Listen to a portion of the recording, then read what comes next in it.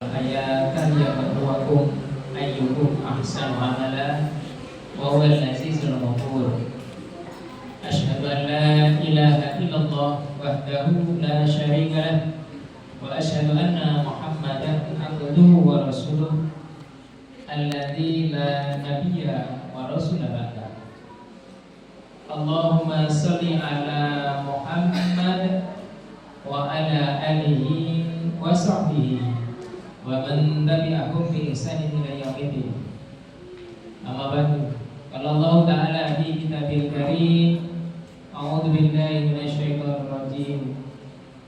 Ya ayyuhalladzina amanu qu anfusakum wa ahlikum naro. Sadaqallahul adzim. Jamaah salat Isya dan diteruskan dengan salat sunah tarawih yang insyaallah dimuliakan Allah Subhanahu wa taala. Marilah kita bersyukur kehadirat Allah Subhanahu wa taala atas segala nikmat yang telah Allah berikan kepada kita, sehingga pada kesempatan di malam yang berbahagia ini, di mushola yang kita cintai ini, kita dimampukan oleh Allah untuk berkumpul bersama-sama dalam menyelenggarakan ketaatan kepada Allah Subhanahu wa taala. Ini semua tidak lain karena nikmat yang telah Allah berikan kepada kita. Salawat serta salam senantiasa tercurah untuk baginda Rasulullah Muhammad sallallahu alaihi wasallam, uswatun hasanah, suri tauladan, sehingga kita bisa dan mampu menjalankan kehidupan kita sehari-hari berdasarkan syariat Islam. Jamaah rahimakumullah,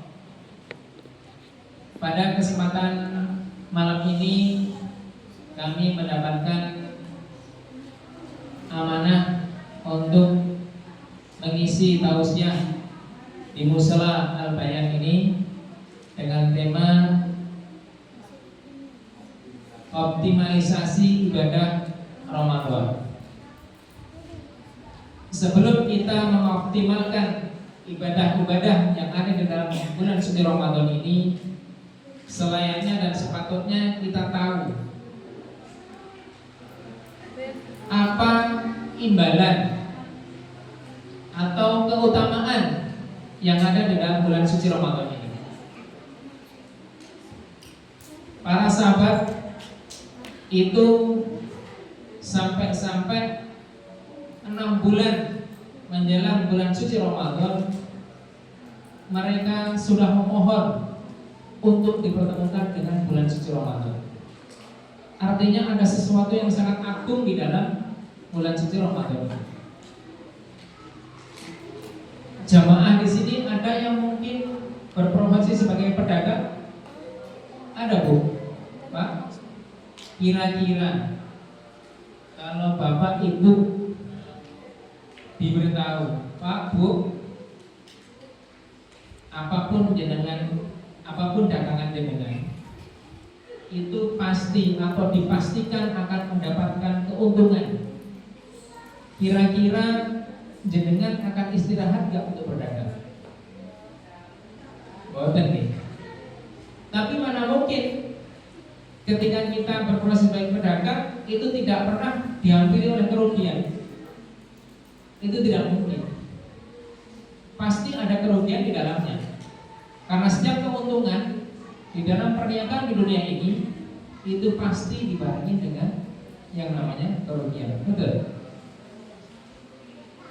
Tetapi di dalam bulan suci Ramadan ini Allah menawarkan sebuah perniagaan yang pasti keuntungannya. Tadi kalau ketika dagang itu diberikan keuntungan, kita tidak akan pernah berhenti untuk berdagang. Nah, sekarang Allah memberikan keuntungan pasti. Ada 3 keutamaan di dalam bulan suci Ramadan ini. Sehingga ketika kita mengetahui keutamaan ini, insya Allah kita tidak akan berleha-leha, kita tidak akan bersantai-santai untuk menjalani kehidupan di dalam bulan suci Ramadan ini, selayaknya bulan-bulan yang lain. Apa itu 3 keutamaannya? Yang pertama, itu mempercepat untuk menuju ke surganya Allah Subhanahu wa taala. Sahabat Thalqah mengisahkan dalam sebuah mimpinya, beliau bermimpi melihat 2 orang sahabat yang masuk Islamnya bareng-bareng. Setiap ada perintah untuk berperang, berjihad, mereka juga mengikuti bareng-bareng.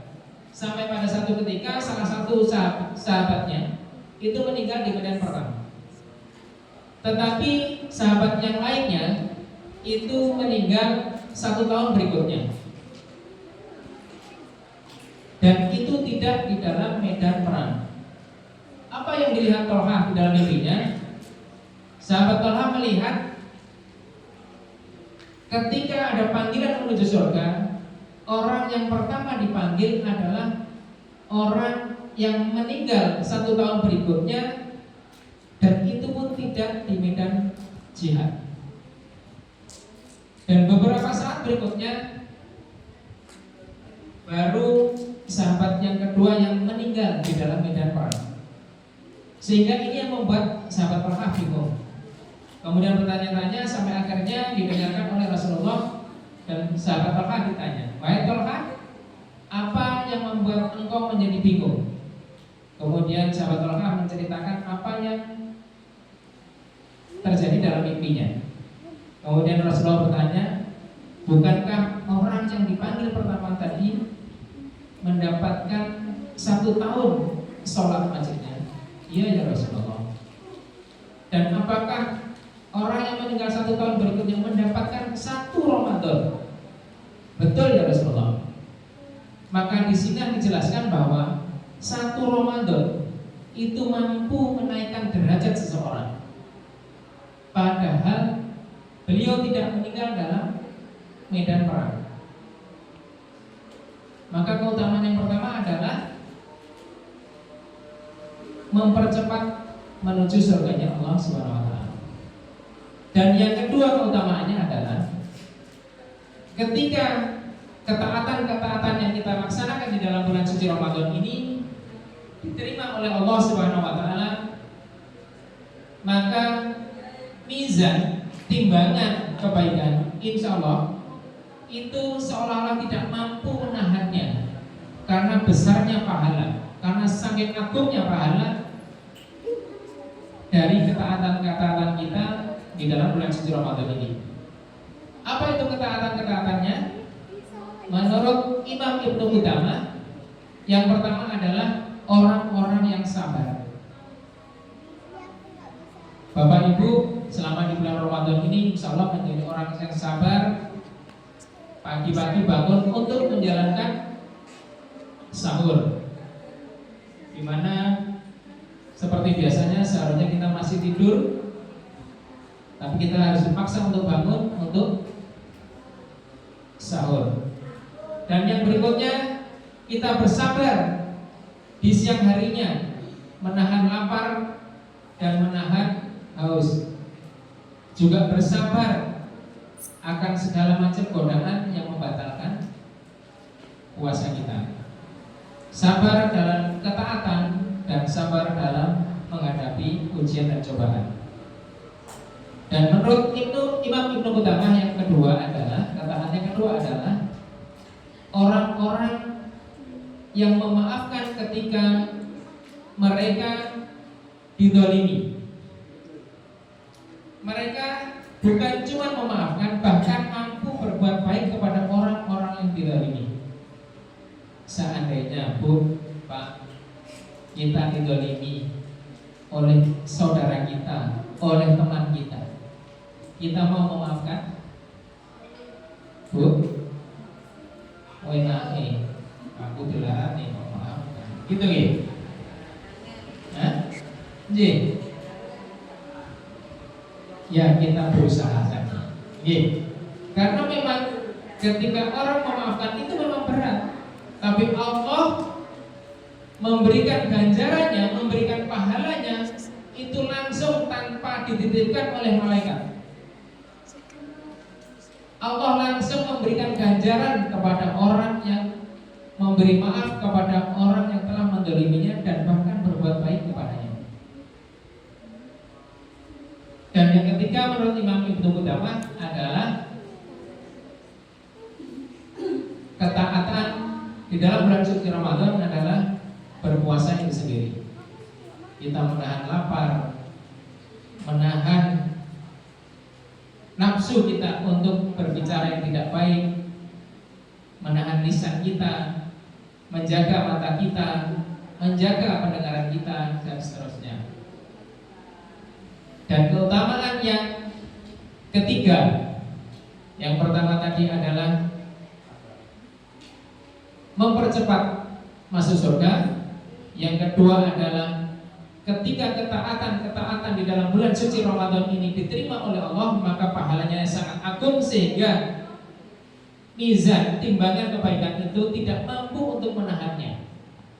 Karena saking besarnya pahala yang diberikan oleh Allah ketika kita melakukan ketaatan tadi di dalam bulan suci Ramadan. Dan keutamaan yang ketiga adalah di dalam bulan suci Ramadan ini Allah banyak memberikan keringanan-keringanan untuk kita terhindar dari siksa api neraka. Bukankah di dalam bulan suci Ramadan Allah membuka lebar-lebar pintu surga dan Allah juga menutup rapat-rapat pintu neraka dan Allah juga membelenggu setan.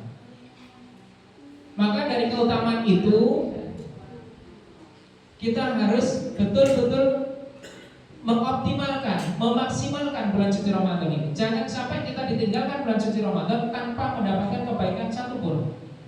Setidaknya kita mendapatkan ampunan dari Allah Subhanahu wa taala. Apa yang harus kita lakukan? Yang pertama adalah meningkatkan sholat sunnah kita. Meningkatkan di sini artinya memperbanyak. Yang biasanya habis sholat fardu sebelum dan sesudahnya kita langsung pergi, maka selama bulan Ramadan ini kita usahakan untuk senantiasa menjalankan sholat sunnah rawatib. Sholat sunnah rawatib apa aja Ibu? Sebelum subuh 2, sebelum zuhur 4, setelah zuhur 2, setelah maghrib 2, setelah isya 2. Sehingga ketika kita biasanya itu tidak menjalankan, maka sayang, karena itu akan memberikan pahala yang sangat besar. Bahkan nilainya sholat sunnah itu ketika di bulan Ramadan itu derajatnya naik sama seperti sholat wajib. Dan apalagi yang harus kita tingkatkan? Yang berikutnya adalah yang harus kita optimalkan adalah tilawah Quran. Hari ini sudah hari yang ke-11. Oke. 10. Maka cepet ya. Tarawihnya ke-10 nya ini. 10 11 tarawihnya. Nah, tarawihnya ke-11. Puasanya hari ke-10. Sudah berapa juz Bapak Ibu? Sudah khatam mungkin? Sudah berapa? 1 juz surat Al-Baqarah. Alhamdulillah. Kalau memang tidak bisa 1 juz dalam 1 hari, ya setidaknya beberapa lembar. Dalam 1 juz itu berapa lembar kira-kira? Ada 10 lembar. Jadi seandainya kita ingin 1 hari 1 juz, kita bagi aja 5 pendamping di sholat fardu. Berarti 2 lembar sudah 1 juz. Oke. Dan yang berikutnya, yang terakhir adalah apa yang harus kita tingkatkan di dalam bulan Ramadan ini adalah memperbanyak infak dan sedekah. Sholat sunnah kita Ada tadi berapa? 12 rakaat ditambah sholat malam, sholat taraweh dan witir 11. Bisa nggak kita tambahkan lagi? Ada sholat duha. Nah, sholat tahajud itu ya sholat qiyamul lail, ya sholat tahajud juga.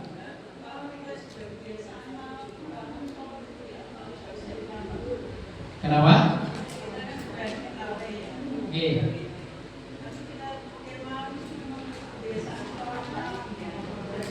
Mungkin sholat wudhu aja Bu, sholat syukur wudhu, ya, nggak apa-apa. Tapi sholat itu ada namanya berbeda, tapi sholatnya sama. Sholat yang lain, sholat tarawih ini kan sholat tahajud itu sama. Ya.